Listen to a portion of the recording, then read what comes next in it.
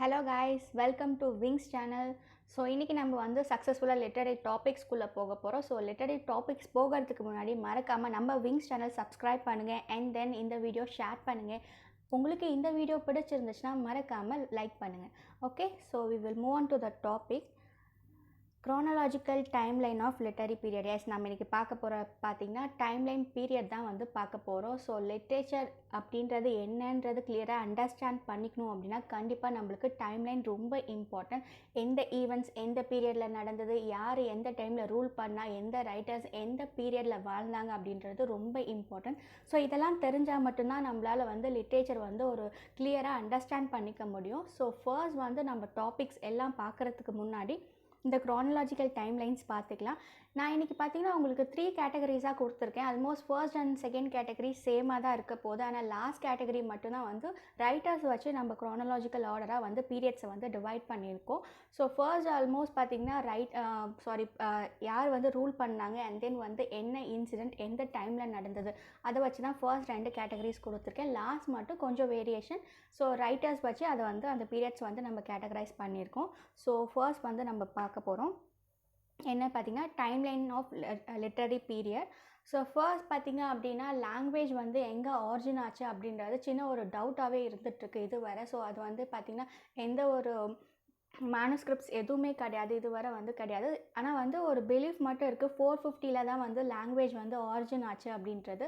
So அதை தான் வந்து Anglo Saxon period or old English பீரியட்னு அதை வந்து மென்ஷன் பண்ணிகிட்ருக்காங்க. ஸோ அது எப்போ ஸ்டார்ட் ஆச்சுன்னு பார்த்தீங்கன்னா 450 ஸ்டார்ட் ஆயிருக்கு. ஸோ அது வந்து எவ்வளோ நாள் வந்து கண்டினியூ ஆகிருக்கு பார்த்தீங்கன்னா டில் 1066 வரை கண்டினியூ ஆகிருக்கு. ஸோ அந்த பீரியட் தான் வந்து old English or Anglo Saxon பீரியட்ட்டு சொல்கிறாங்க. So we all know that Anglo Saxon தான் ஒரு பிகினிங், லைக் லிட்ரேச்சருக்கு ஒரு பிகினிங், லிட்ரேச்சருக்கு ஒரு ஆரிஜின் அப்படின்றது நம்மளுக்கு நல்லா தெரியும். ஸோ அந்த பீரியட் எப்போ ஆச்சு, பிகின் ஆச்சுன்னு பார்த்தீங்கன்னா 450 அது கண்டினியூ ஆனது பார்த்திங்கன்னா 1060 வரை 66 வரை 1066 வரை கண்டினியூ ஆகிருக்கு. So after Anglo Saxon period பார்த்திங்கன்னா மிடில் இங்கிலீஷ் பீரியட்னு சொல்கிறாங்க. ஸோ பேசிக்காக ஒரு 3 கேட்டகரிஸ் தான் சொல்லுவாங்க. Old English, middle English and later English period அப்படின்ட்டு ஒரு 3 கேட்டகரிஸ் தான் சொல்லுவாங்க. ஸோ இது வந்து ஒரு ஜென்ரல் கேட்டகரிஸ். பட் இன்னும் கொஞ்சம் டீப்பாக பார்த்தோன்னா வந்து உங்களுக்கு புரியும். ஸோ 1066 1500 பார்த்திங்கன்னா மிடில் இங்கிலீஷ் பீரியட்னு சொல்கிறாங்க. அண்ட் தென் வந்து அந்த மிடில் இங்கிலீஷ் பீரியடில் தான் சார்ஜரோட பீரியட்லாம் இருந்திருக்கு. ஸோ அதெல்லாம் நெக்ஸ்ட் வர நம்ம பார்க்கலாம். ஸோ இப்போ பார்த்திங்கன்னா 1066 1500 வரைக்கும் மிடில் இங்கிலீஷ் பீரியட்னு சொல்கிறாங்க. After middle English period Renaissance early modern period வந்திருக்கு. ஸோ அது எப்போ பிகின் ஆச்சுன்னு பார்த்தீங்கன்னா 1500 அது எவ்வளோ நாள் கண்டினியூ ஆச்சுன்னு பார்த்தீங்கன்னா 1660 வரை கண்டினியூ ஆச்சு. ஸோ இந்த பீரியடை பார்த்தீங்கன்னா ஒரு 4 கேட்டகரைஸாக டிவைட் பண்ணியிருக்காங்க. ஸோ இந்த ரெனைசான்ஸ் பீரியடே வந்து 4 கேட்டகரிஸாக பிரிச்சிருக்காங்க. அது என்ன அப்படின்னா எப்படி பிரிச்சிருக்காங்க, அந்த ரெனைசான்ஸ் பீரியட் எப்படி பிரிச்சிருக்காங்கன்னா ரூலிங் பார்ட்டி வச்சு பிரிச்சிருக்காங்க. அங்கே ரூல் பண்ண அந்த கிங்டம்ஸ் வச்சு நம்மளுக்கு வந்து பிரித்து அதை வந்து சொல்லியிருக்காங்க. ஃபர்ஸ்ட் பார்த்தீங்க அப்படின்னா ரைட் ஃப்ரம் 1558 to 1603 வந்து எலிசபெத்தன் ஏஜ்னு சொல்கிறாங்க. ஸோ எலிசபெத்தன் தான் அந்த டைமில் வந்து ரூலிங் பார்ட்டியாக இருந்திருக்காங்க. ஸோ ஃப்ரம் 1558 1603 வந்து Elizabethan age. And then from 1603 to 1625 வந்து ஜாக்கோபியன் ஏஜ் வந்து அந்த ஏஜ் வந்து ஜாக்கோபியன்னு டிவைட் பண்ணியிருக்காங்க. தென் ஃப்ரம் 1625 to 1649 வந்து கேரளன் ஏஜ் வந்திருக்கு. அண்ட் தென் ஃப்ரம் 1649 to 1660 வந்து காமன்வெல்த் பீரியட் ஆர் பியூரிட்டன் இன்டர்ரேக்னம்னு சொல்லியிருக்காங்க. ஸோ இதுதான் 4 பேசிக் கேட்டகரிஸாக அந்த ரெனைசான்ஸ் வந்து பிரிச்சிருக்காங்க. அக்கார்டிங் டு ரூலிங் பார்ட்டி வச்சு தான் அந்த டைம்லைனை வந்து பிரிச்சிருக்காங்க. ஸோ இது கிளியராக இருக்கும்னு நினைக்கிறேன். Then we will move to the next one. So from 1660 to 1785 பார்த்திங்கன்னா நியோ கிளாசிக்கல் பீரியட்னு சொல்கிறாங்க. ஸோ இந்த நியோ கிளாசிக்கல் பீரியட் கூட பார்த்திங்கன்னா ஒரு 3 கேட்டகரிஸாக பிரிச்சிருக்காங்க. அண்ட் தென் என்னென்னு பார்த்தீங்கன்னா ஃப்ரம் 1660 to 1700 வந்து restoration period. And then from 1700 to 1745 வந்து the Augustan age. And from 1745 to 1785 வந்து the age of sensibility or the age of Johnson. So neo கிளாசிக்கலும் ஒரு 3 கேட்டகரிஸாக சப்டிவைஷன் மாதிரி கொடுத்துருக்காங்க. So restoration, Augustine, the age of sensibility or the age of Johnson. So after a neoclassical period then comes the romantic period. Romantic period எப்போ begin ஆச்சுன்னு பார்த்துருக்கீங்கன்னா 1785 to 1832 வரைக்கும் extend ஆயிருக்கு. After romantic period then comes the Victorian period. So Victorian period வந்து begin ஆனது பார்த்திங்கன்னா 1832ல் begin ஆயிருக்கு and it end on 1901ல் வந்து end ஆயிருக்கு. ஸோ இந்த விக்டோரியன் பீரியடும் வந்து 2 கேட்டகரிஸாக வந்து பிரிச்சிருக்காங்க. ஃபர்ஸ்ட் பார்த்திங்க அப்படின்னா 1848லேருந்து 1860 வரைக்கும் ஒரு பீரியட் இருக்குது. அதை வந்து ப்ரீ ராஃபலைட்ஸ்னு சொல்கிறாங்க. ஸோ 1848லேருந்து 1860 வரைக்கும் ப்ரீ ராஃபலைட் சொல்கிறாங்க. அண்ட் தென் 1880 to 1901 வந்து ஏஸ்தசிசம் ஆர் டெக்கண்டன்ஸ் பீரியட்னு சொல்கிறாங்க. ஸோ விக்டோரியன் பீரியடும் 2 கேட்டகரிஸ் சப்டிவிஷன் பார்த்திங்கன்னா 2ஆக பிரிச்சிருக்காங்க. அதுதான் வந்து ப்ரீ ராஃபலைட்ஸ் அண்ட் ஏஸ்தசிசம் அண்ட் டெக்கண்டன்ஸ்னு சொல்லியிருக்காங்க. ஓகே, ஸோ நெக்ஸ்ட் பார்த்திங்க அப்படின்னா எட்வர்டியன் பீரியட் வருது. அது எப்போ பிகின் ஆச்சுன்னு பார்த்தீங்கன்னா 1901ல் பிகின் ஆயிருக்கு அண்ட் இட் எண்ட் ஆன் 1914ல் எண்ட் ஆயிருக்கு. After Edwardian period the Georgian period.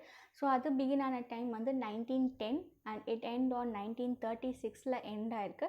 After Georgian period then comes the modern period வந்திருக்கு. அது எப்போ வந்திருக்குன்னு பார்த்தீங்கன்னா 1914ல் ஸ்டார்ட் ஆயிருக்கு. மாடர்ன் பீரியட் ஸ்டார்ட் ஆனது 1914ல் ஸ்டார்ட் ஆயிருக்கு. ஸோ மாடர்ன் பீரியடுக்கு அப்புறம் போஸ்ட் மாடர்னிசம் வந்திருக்கு. போஸ்ட் மாடர்ன் பீரியட் வந்திருக்கு. அது எப்போ ஸ்டார்ட் ஆச்சு பிகின் ஆனதுன்னு பார்த்தீங்கன்னா 1945ல் பிகின் ஆயிருக்கு. So these are all the basic timeline. இதுதான் வந்து பேசிக்கான ஒரு சின்ன டைம்லைன். லிட்ரேச்சர் அண்டர்ஸ்டாண்ட் பண்ணிக்கணுன்னா இது வந்து ஒரு பேசிக்.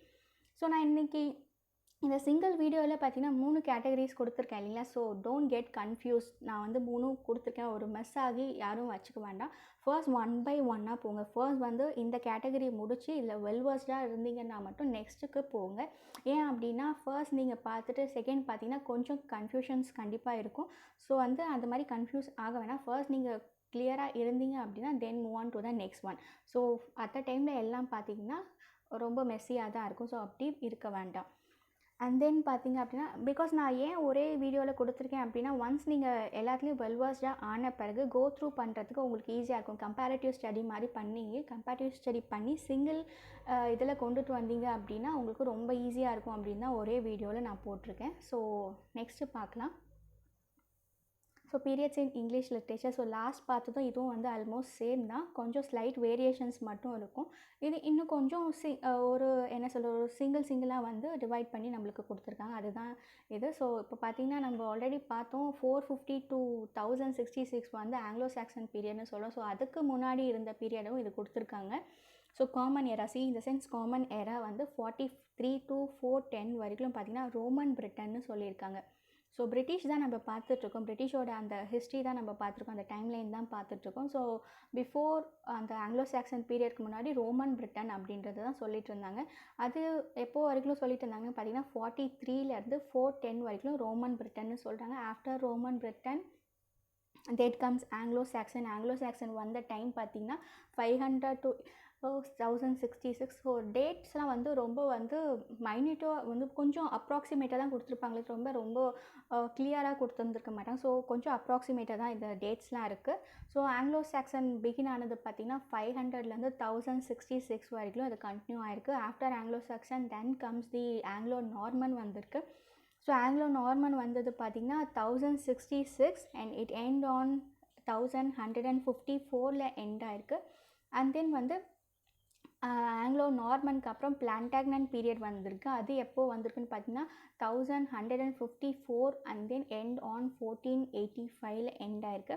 ஸோ அது முடிஞ்சதுக்கப்புறம் டியூடர் பீரியட் வந்திருக்கு. டியூடர் பீரியட் பார்த்திங்கன்னா 1485லேருந்து 1603 வரைக்கும் இருந்திருக்கு.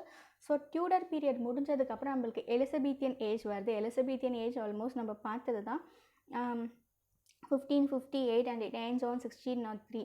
ஸோ வந்து நம்மளுக்கு வந்து 1603ல் வந்து முடிஞ்சிருக்கு. அண்ட் தென் பார்த்திங்கன்னா ஸ்டூவர்ட் பீரியட் இருந்திருக்கு. ஸ்டூவர்ட் பீரியட் பார்த்திங்கன்னா 1603லேருந்து 1704 வரைக்கும் நடந்திருக்கு. ஸோ இதில் ஒரு விஷயம் நீங்கள் நோட்டீஸ் பண்ணியிருப்பீங்க.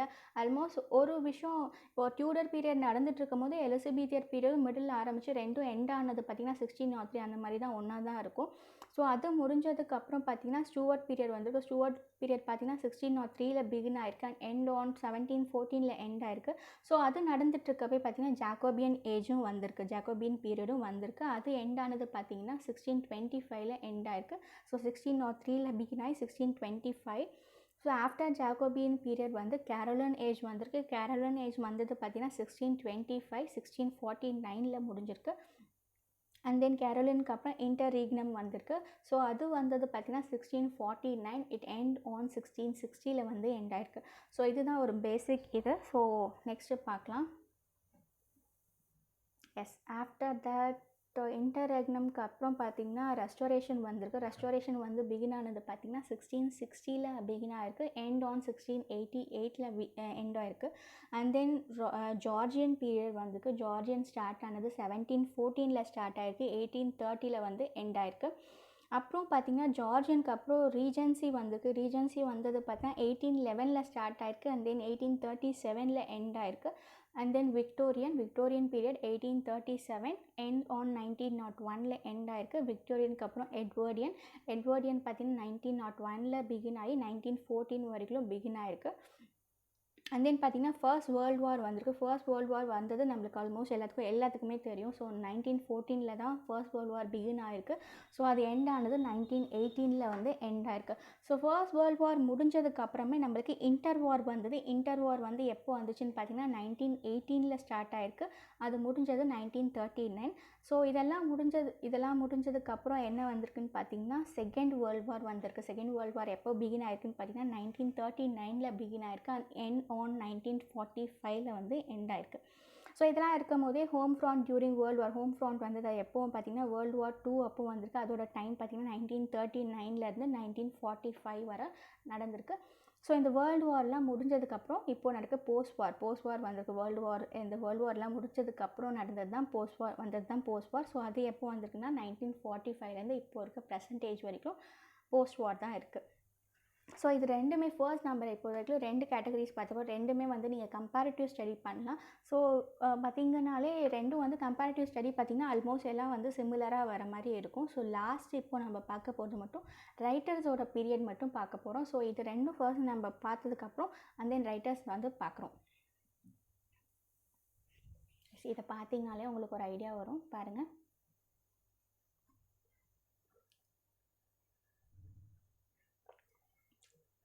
S, chronological age of writers.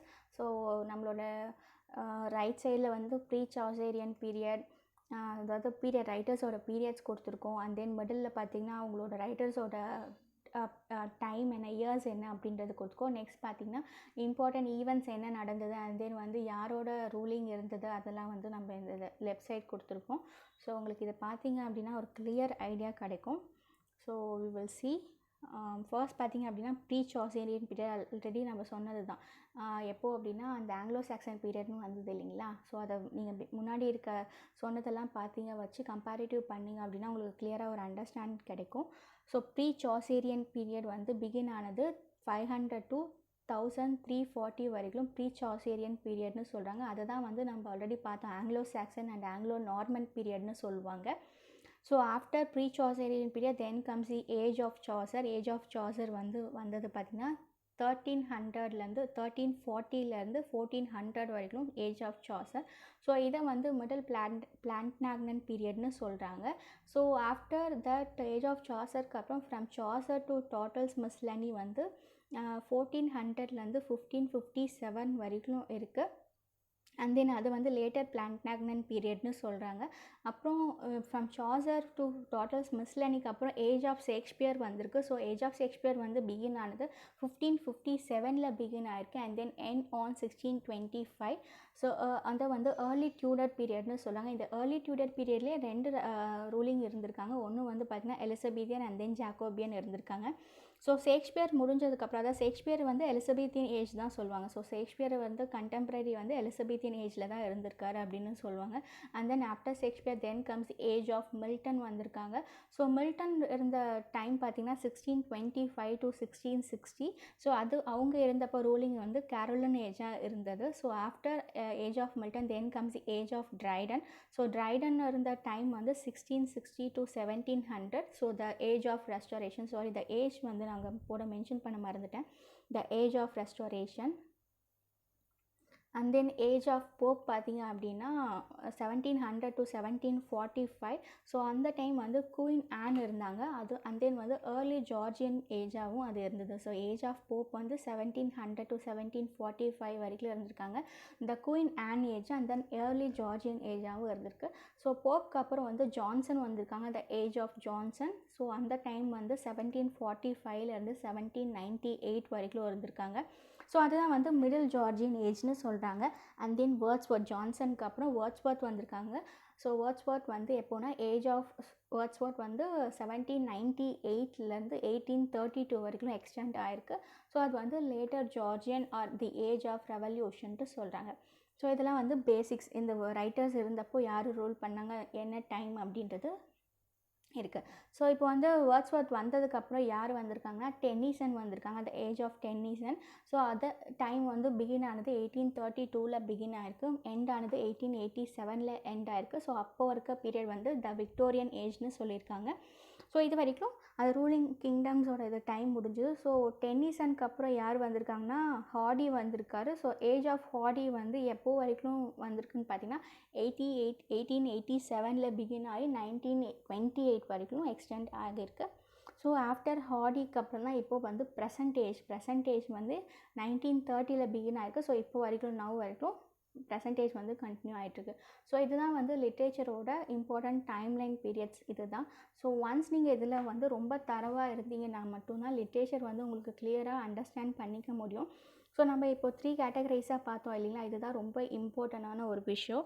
So இதில் நீங்கள் நல்லா வந்து பைஹார்ட் பண்ணிக்கோங்க, வேறு வழி இல்லை. பைஹார்ட் பண்ணிவிட்டு அண்ட் தென் நீங்கள் வந்து கம்பேரிட்டிவ் ஸ்டடி பண்ணிங்கன்னா ரொம்ப ஈஸியாக இருக்கும்.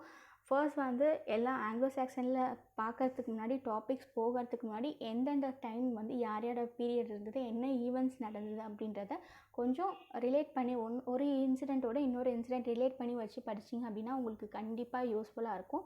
ஸோ இதுதான். ஸோ நெக்ஸ்ட் வீடியோவில் வந்து நம்ம டாபிக்ஸ்குள்ளே போயிடலாம். ஸோ அது வரை stay connected with wings channel. And then இந்த வீடியோ உங்களுக்கு பிடிச்சிருந்துச்சுன்னா மறக்காமல் லைக் பண்ணுங்கள், உங்கள் ஃப்ரெண்ட்ஸோட ஷேர் பண்ணுங்கள். நம்ம இன்னும் லிட்ரேச்சர் பற்றி நிறையா வீடியோஸ் பார்க்க போகிறோம். So stay connected with wings. Thank you for your support. Okay, thank you, bye, take care.